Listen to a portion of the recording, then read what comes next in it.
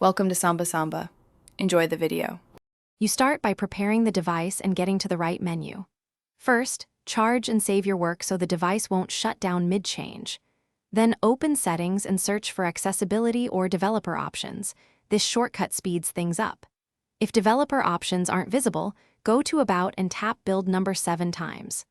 Once done, make sure Developer Options is enabled so you can access advanced input settings. Now, you're ready to move into disabling touch input controls. You'll now take the complex steps to actually disable touch. In Accessibility, find Touch or Interaction controls and toggle any setting labeled to disable touch or limit input. This is the simplest route. If you're in Developer Options, use Input or Pointer Location tools to observe and then block touch events. Alternatively, connect to a PC and use ADB commands to change touch-related settings. This gives precise control. Make sure you document each change so you can reverse it if needed. You finish by applying and verifying the changes. Restart the tablet to ensure the new settings take effect, then test touch area by area.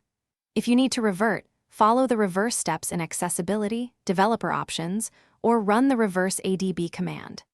If the screen becomes unresponsive and you can't navigate, plug in a USB mouse or keyboard to regain control or boot to safe mode to undo the change. One key troubleshooting tip: keep a secondary input method ready before disabling touch.